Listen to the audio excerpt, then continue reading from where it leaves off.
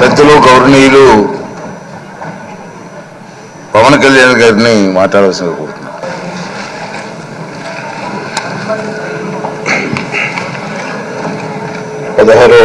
శాసనసభకి ఏకగ్రీవంగా ఎన్నికైన సభాపతి శ్రీ చింతకాయల అయ్యన్న పాత్రుడు గారికి హృదయపూర్వక నమస్కారాలు, మీకు శుభాకాంక్షలు.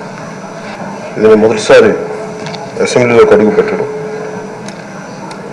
ఇలాంటి సుదీర్ఘ రాజకీయ అనుభవం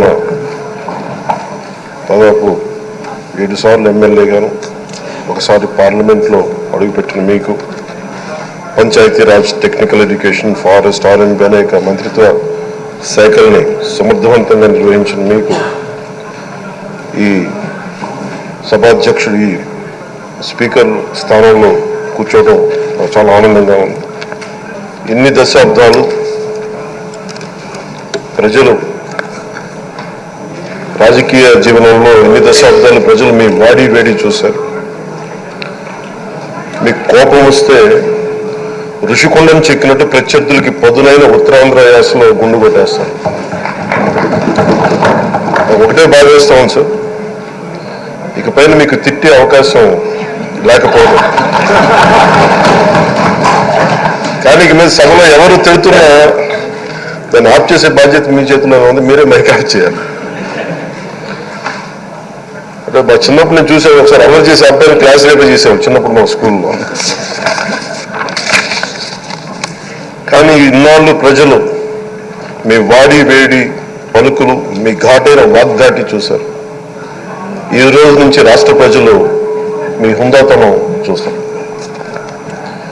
డిబేట్స్ వెనకాల దాక్కుని సంస్కారహీనమైన భాషలని, భావాలని రకరకాల మాధ్యాల్లో విరజిమ్ముతూ ఉంటారు. దాని నియంత్రణ మీ ఆధ్వర్యంలో ఇక్కడి నుంచే మొదలవ్వాలి.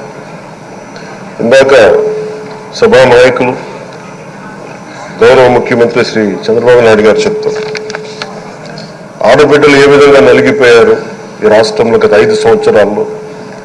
చిన్న లేదు, పెద్ద లేదు, ఎవరని లేదు. ఎవరన్నా సరే ఒక మాట మాట్లాడితే వాళ్ళు వ్యక్తిగతంగా దూషణ, సోషల్ మీడియాలో వాళ్ళని క్యారెక్టర్ అసాసినేట్ చేయటం, వాళ్ళు పెద్ద నాయకులు కావచ్చు, కార్యకర్తలు కావచ్చు, లేదా వాళ్ళకి ఎదురు తిరిగి ఒక ఒపీనియన్ చెప్పి ఎవరైనా సగటు మనిషి కూడా కావచ్చు, అది ఇక్కడితో ఈ రోజు నుంచి ఆగిపోవాలి అధ్యక్ష. అది మీ ఆధ్వర్యంలోనే మొదలవ్వాలి. గత ప్రభుత్వం తాలూకు సభ జరిగిన విధానం చూస్తే ఈ వ్యక్తిగత దూషణ ఇవన్నీ చాలా ఇబ్బంది పెట్టే ప్రజలు. ఈ రోజున వాళ్ళకి 11 సీట్లకు పరిమితమయ్యారు, ఈరోజు లేరు, ధైర్యం లేదు వాళ్ళకి. విజయాన్ని తీసుకోగలిగారు కానీ ఓటమి కూడా ధైర్యంగా పుచ్చుకునే వాళ్ళకి స్థాయి లేదు, వాళ్ళకి పారిపోయారు ఇక్కడి నుంచి. భావంలో ఉండే తీవ్రత భాషలో ఉండాల్సిన అవసరం లేదు. భాష మనుషుల్ని కలపడానికి కానీ విడగొట్టడానికి కాదు, భాష విద్వేషం రేపడానికి కాదు, పరిష్కరించడానికి.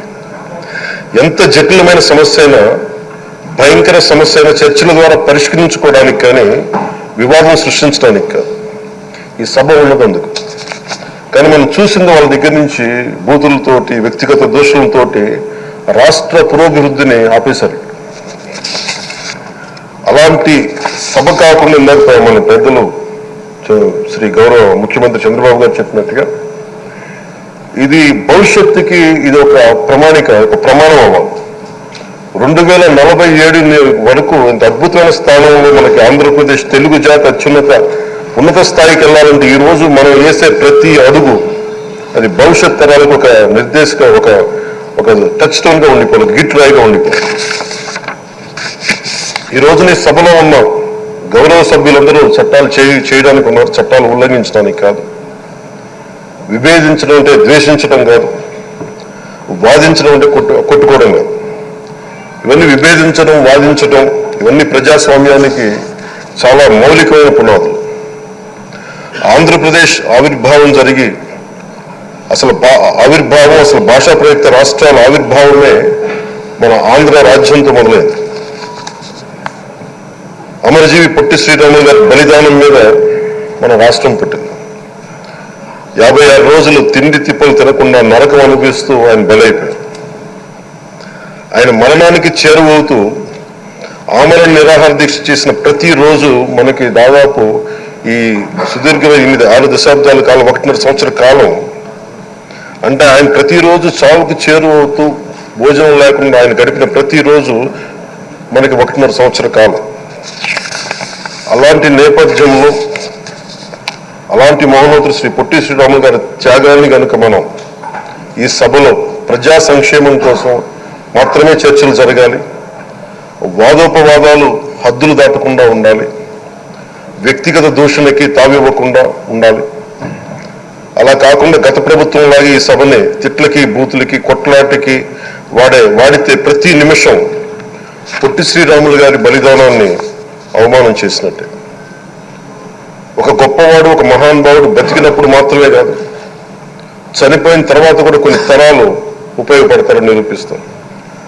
అలాంటి కోవకు చెందిన మహానుభావులు ఆంధ్ర రాష్ట్ర సృష్టికర్త, భాషా ప్రయుక్త రాష్ట్రాలకు శ్రీకారం చుట్టిన ద్రష్ట, అమరజీవి శ్రీ పొట్టి శ్రీరాములు గారి స్మృతిలో ఒక విలువలతో కూడిన ఒక సత్సాంప్రదాయాన్ని తెరలేపుతూ మీ ఆధ్వర్యంలో ఈ సభ జరగాలని, ఈ 5 ఏళ్ల ప్రజా ప్రస్థానంలో ఈ విలువైన 5 ఏళ్లు రాబోయే తరానికి గొప్ప భవిష్యత్తునిచ్చేలా, అన్నం పెట్టే రైతుకి, కవులు చేసుకునే రైతుకి, రైతు కూలీకి అండగా ఉండేలా, మహిళలకి భద్రతతో పాటు ఉన్నత స్థాయికి ఎదిగేలా, ప్రభుత్వ ఉద్యోగులకి భద్రత కల్పించేలా, పశువు పక్షి ప్రకృతి సర్వజనులందరికీ కూడా మతాలకి ప్రాంతాలకి అతీతంగా సుభిక్షంగా అభివృద్ధి పదంలో ఆంధ్రప్రదేశ్ ఆంధ్ర రాజ్యం అద్భుతమైన ప్రగతి సాధించేలా ఈ చర్చలు సాగాలని కోరుకుంటూ, సభాపతి అయ్యన్న పాత్రుడి గారికి మీ ఆధ్వర్యంలో ఈ సభ ఒక సరికొత్త సాంప్రదాయానికి సత్సాంప్రదాయానికి ఇది తెరతీయాలని కోరుకుంటూ మీకు మరోమారు శుభాభినందనలు తెలియజేసుకుంటాను.